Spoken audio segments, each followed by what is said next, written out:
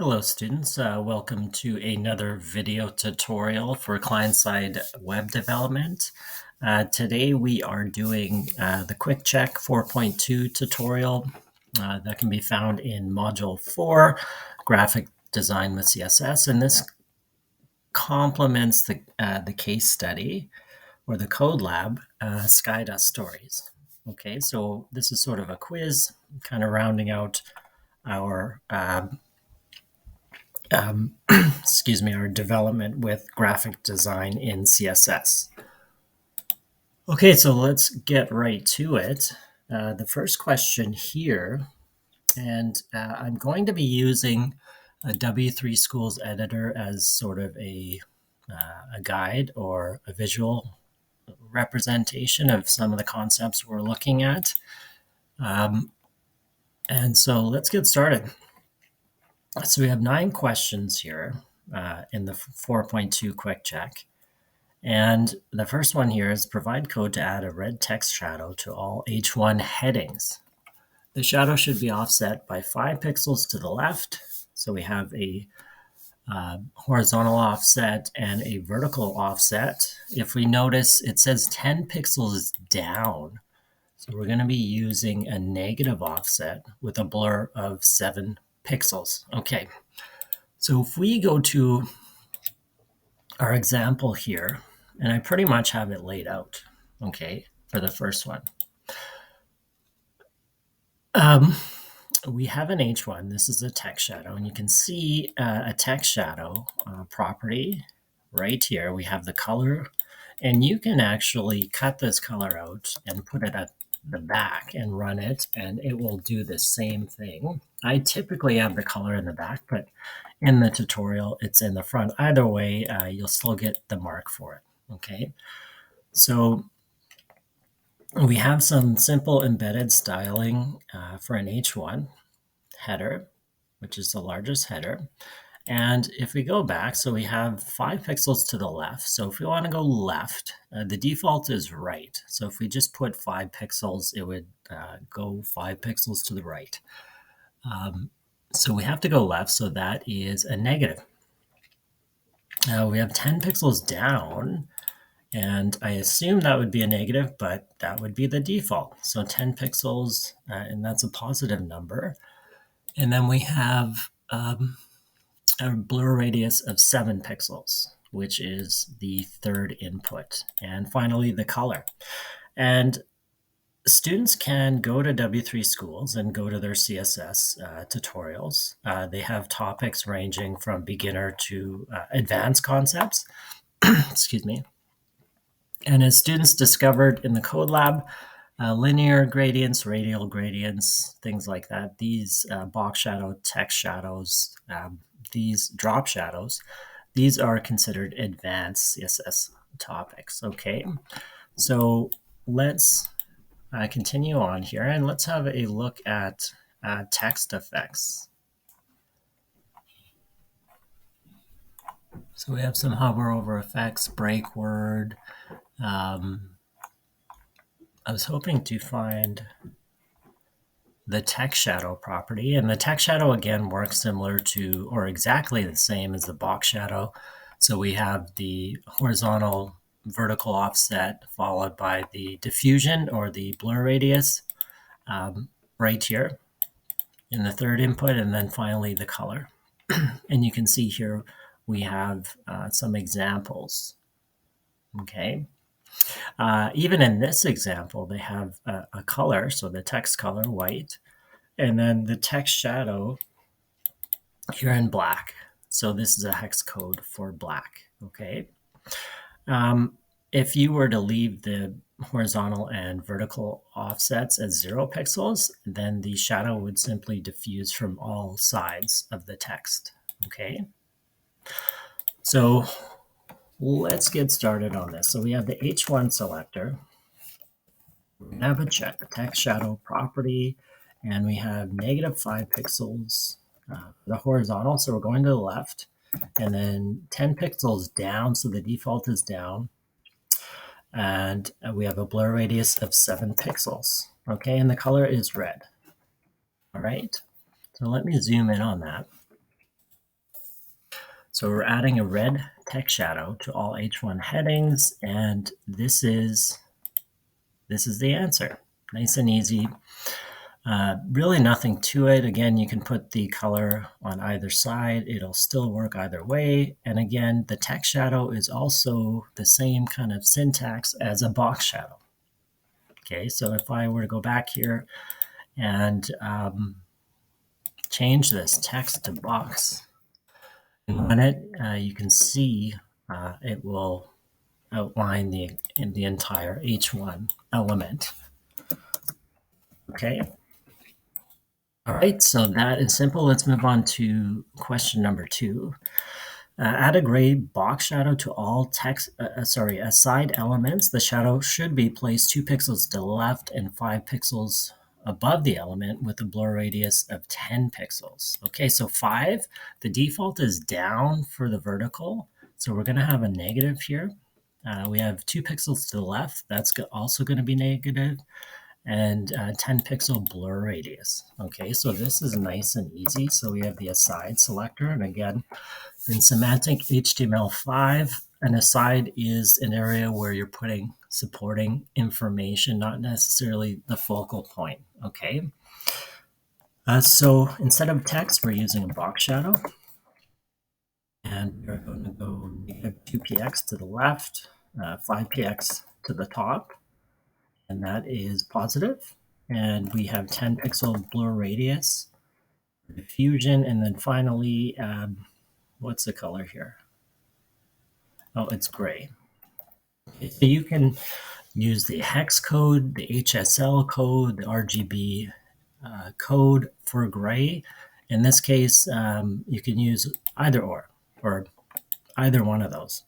Okay, I'm just going to use the string. Oh, sorry, this 5px should be negative because the default is down for the vertical. So to go up, we have to go negative. Okay, the default for the horizontal is right. So to go left, we have to go negative with the 2 pixels. Okay, all right. So that's the answer to question number 2. Let's keep it moving here. All right, so we are adding a gray shadow to all footers. So we have this selector here, footer. The shadow should be offset by 10 pixels to the left. So that's negative 15 pixels down. So that's going to be a positive number because the up is negative. The default is down. And with a blur of 5 pixels. Okay, that should be easy. So we have a footer. And I just... And we have the box shadow property, and it's similar to everything we've done so far. So negative 10px to the left. It's already default down, so we just go that. If we wanted to go up, it would be negative, and a blur radius of 15px, and then a gray shadow. Okay. All right, and that's the answer there. Oh, sorry, it does mention inset. So we have to put in an inset. So a box shadow by default will be an outset. And let's have a look at these differences here, in case you're wondering. So if I go to my W3 Schools editor and I plop this in here, you can see an inset will be on the inside edge. Default, if I left this out, is the outside. Okay, and that would be considered a true box shadow, but you can do the inset there as well. Okay. All right, so that's the answer to question 3. Nice and easy. Oh.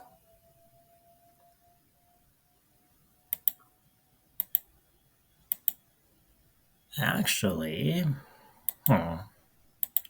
so I did get this mixed up here. So it's 5px down and 10px to the right, to the left, it says. Okay.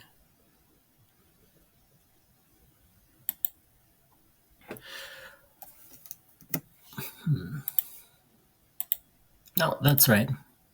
Okay, so 3 is good. Sorry, I was just second guessing myself. Let's move on to number 4. And again, the footer is an element inside the body. You can have headers, you can have footers inside the body, and that's just part of HTML5 semantic language. Okay, question number 4, create a red halo effect around the main element. So we have our selector main, and basically it uses creative wording here, but it's we kind of have to follow the question here. It's a box shadow. Okay, it's a box shadow. And box shadows do create a halo effect if you don't have any offsets, okay, horizontal or vertical offsets. So if we set this 0 pixels, 0 pixels, that will create a halo effect because the shadow is diffusing from all sides, okay? We have a blur radius of 15 pixels.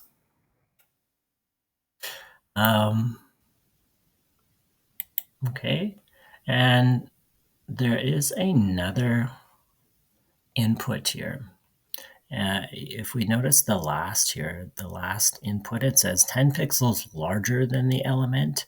So this is kind of a place where you would just put in padding, so to speak, for the shadow. So this final input would be sort of that padding. And it mentions it here, 10 pixels larger than the element. Okay, so you're kind of providing that spacing.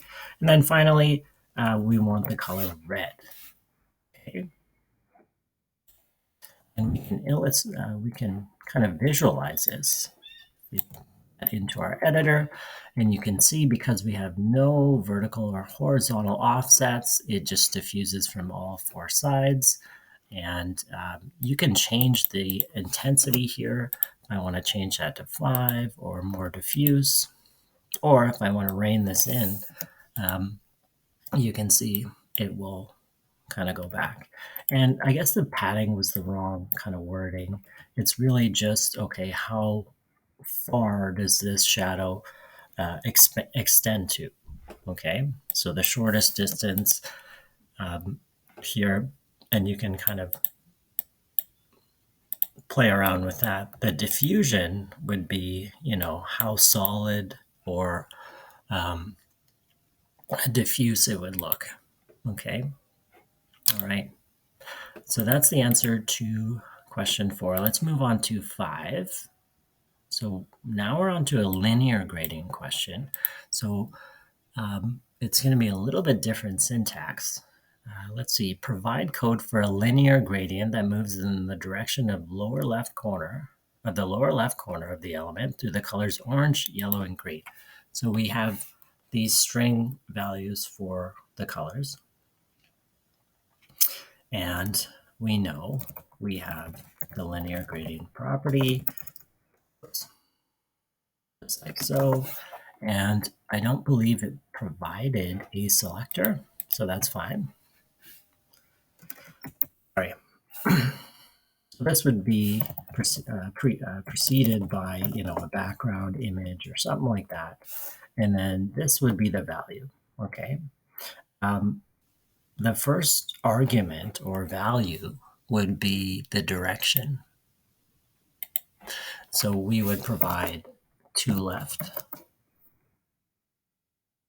bottom. Okay, so you can go to left, to right, to top, to bottom, but we can also specify to left bottom. Okay, and that's what it says in the wording. So lower left corner. Okay, so it's not just left, it's to left and then bottom.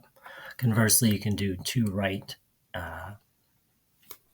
top, something like that. Okay, so that's kind of the direction input.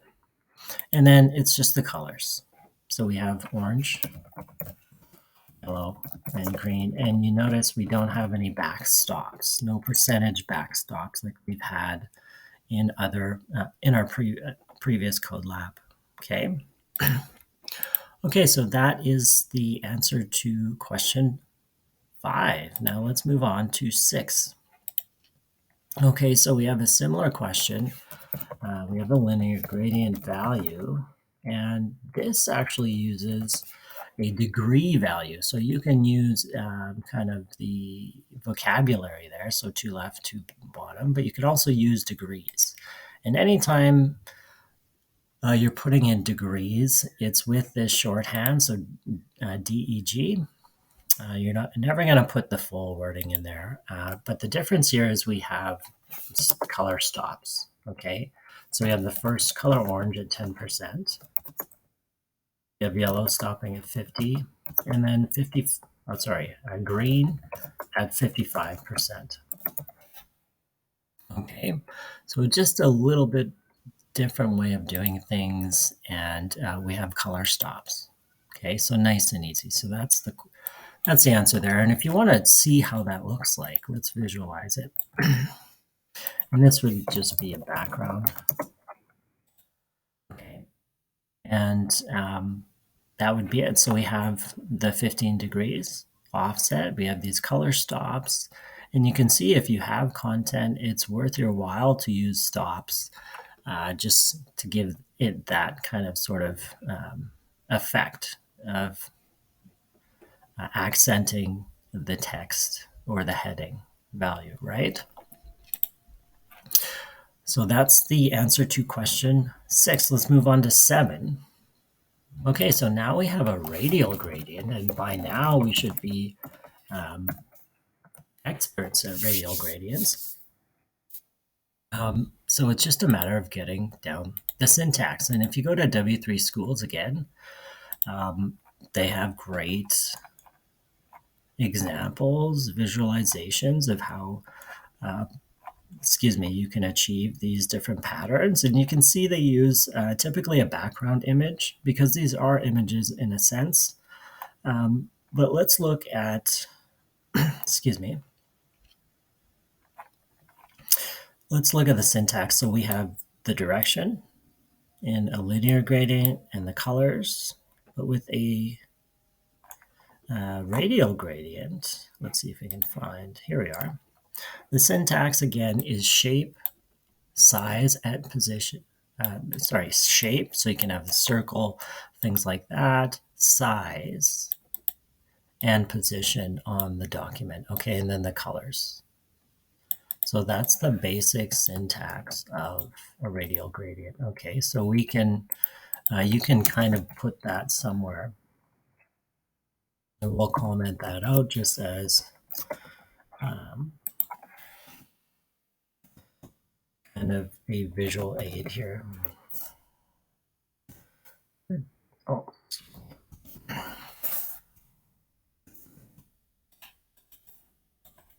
Okay.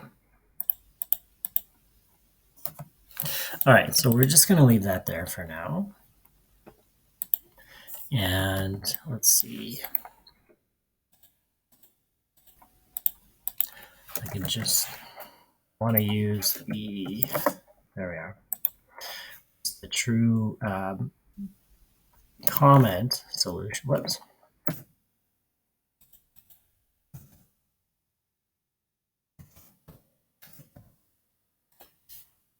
All right. So we'll leave that there as a comment and we'll kind of use it as a guide. Okay. And let's look at the question requirements. So a radial gradient extends to the farthest corner. And then we have the colors. Okay. So farthest corner. And please note that when you're using these words, it's connected by a dash. Okay, it's very important that you leave that in there. And we have the colors. Okay, in sequence, we have no stops. We have no coordinate positions. Or the shape. It's just farthest corner. Where is it going? And the colors. And let's illustrate this in our example. Instead of this linear gradient, let's put in a radial. And you can see, I guess, if you can give it some better height, give it 5 pixels.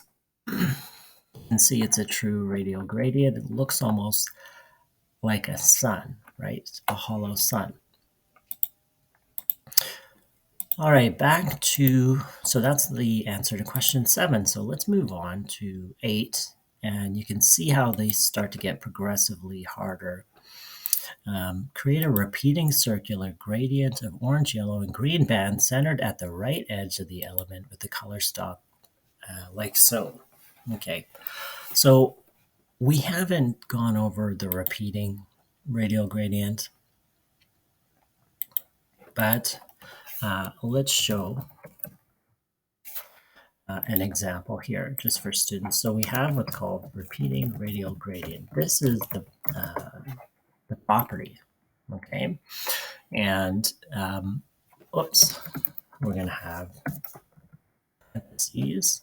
And then let's go over the wording. So repeating circular. So we have a shape. So we're going to input the shape. And it's, let's see. They try to throw you off a little bit. So we have orange, yellow, and green bands centered at the right edge. Okay, so that's very important. So we have center, right center. Okay, so circle right center. All right, and we need an at. So it's a circle at the right center with the colors here. And it's really the wording and the syntax. Just getting to know the syntax rules is probably the hardest part, right? The colors are easy. So we have orange at 10, yellow at 20, and what's the last one? Green at 30%. Okay, and did I put a... Okay, good. So let's see what this actually looks like.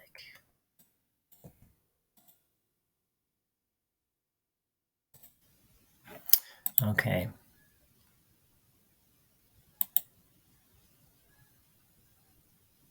All right. So it looks like perhaps this is not supported in W3 schools because I believe everything checks out. Let me make sure that syntax is okay. Yeah. So it doesn't look like W3 schools supports this property, but this is a repeating radial gradient and the positioning here. So circle, we have the shape and, excuse me, its direction, followed by colors with backstops. Okay. And again, W3 Schools has some really great examples. I'm not sure if they have repeating. Oh, they do. Okay. All right, and you can see a repeating radial gradient example here as well. I'm not sure what sort of application you use that in, maybe to confuse people or make their eyes hurt. Okay. All right, so that is the answer to question 8. Let's go to question 9. Okay. So we have a really easy one. This is all inline images, and we're just setting the opacity property. 0.75. That's it. Okay, you don't have to put a percentage. In fact, you don't. And it's from 1. Okay, so from 1, and you get the percentage with the decimal. Okay. All right, so that's the answer to question 9. So that's pretty much it for tutorial quick check 4.2. You can submit that for marks. But I do highly advise students to just browse W3 schools because they go into some really advanced topics that range the gamut, okay? So thanks for watching and listening, and we'll see you next time.